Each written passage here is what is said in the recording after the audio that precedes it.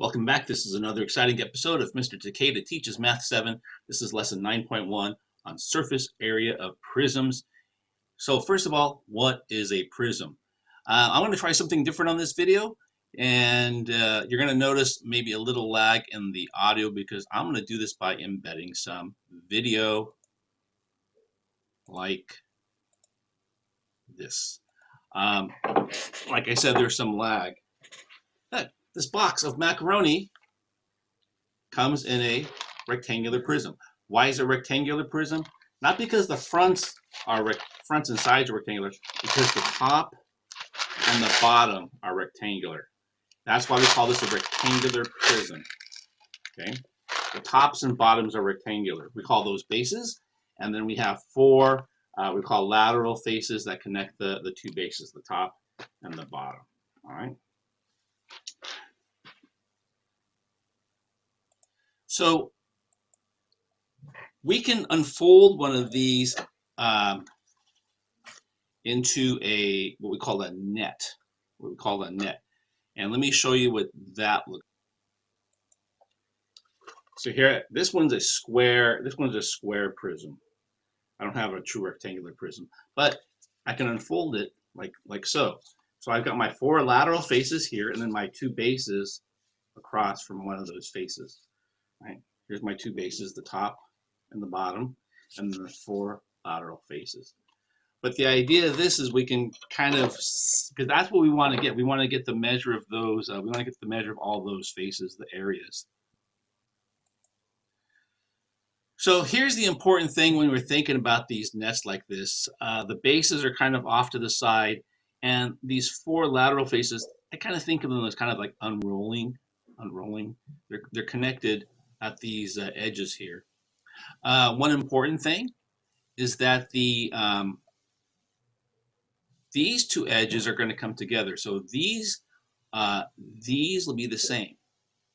And that goes for over here and over here as well, and over here. Those will be the same. Each of these faces and bases use two of the dimensions. So for example, the base is length times width. See, length times width, the area of the base is length times width. While this lateral face over here is width times height. This one's, they don't label it on this side, they label it over here. So this is width times height. And so is this one. So there's two of them. Let me label the other base, length times width. And this lateral face then will be length. This length is a length times height. So you can see that I've got down here the surface area. There's two length widths, which are those bases.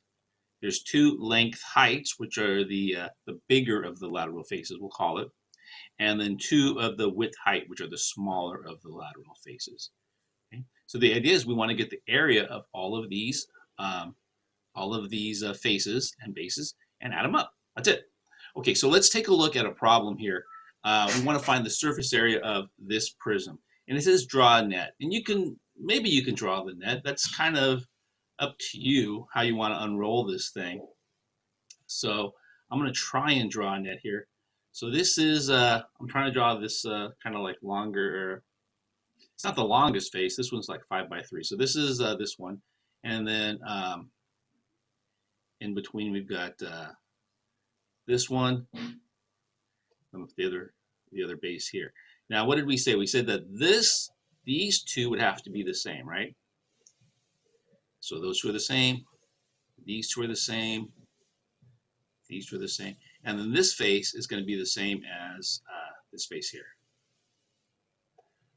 Okay. So let's see if I can label these things now. This one is 3 by 5. So this one is 15. And this one is 15. This one here then will be 3 by, what's our other missing dimension? 6. This is 18. And so this one's 18. Then this big one here is 5. This is 5 across, 6 up and down. So this one's 30. And so this one is 30. Okay. So I can say 2 times, I'm going to say 15, the bases first, 2 times 15, plus 2 times 18, plus 2 times 30. And that's my surface area of that. So this surface area is going to be 30 plus 36 plus 60. The surface area is going to be 66 plus 60. So this surface area is going to be 126, and these are in inches. And area is what? Square inches. So inches squared. Okay, so I'm not sure how you feel about drawing that net, but really, what are we doing? We're taking, we have these 3 dimensions, and we're making 3 different pairs of them, right?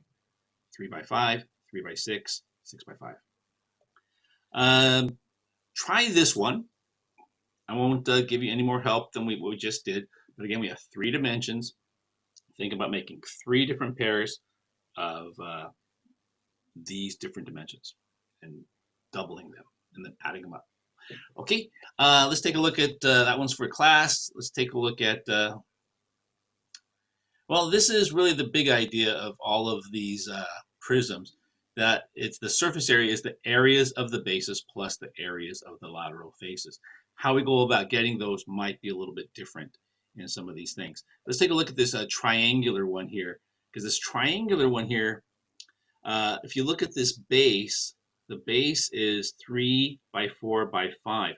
So what does that mean? That means that all of these different lateral faces is going to be different. So I'm going to try and draw this this net here. Let me show you this on the camera here, and again, it's going to be a little laggy, but yeah. So here's a triangular. Now this is an equilateral prism, like equilateral triangular prism. The top is the 2 bases are triangular. When I unfold it, it looks like this. So when we draw this one, let's try to put the bases on the in the middle section, just to kind of clarify this for us. All right. So we can see that the that this base here is 3 by 4 by 5. So I'm going to draw this like this: 3 by 4 by 5. So what did we say about these 2 faces? These would have to, these 2 edges, I should say, these 2 edges would be the same. That's a little bit long. I want these to be the same. Maybe it was right before. So these 2 are the same, and then these 2 will be the same. So this will be a 5. This will be a 4. What's our one missing dimension? This 6.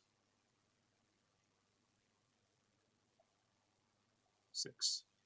So this is a 6. I'm sorry. This green face will be the 6 by 3 one here, right?